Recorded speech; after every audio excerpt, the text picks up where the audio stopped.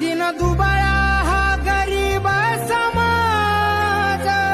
दूर खांद्यावर घेतली त्यानं दिन दुबळा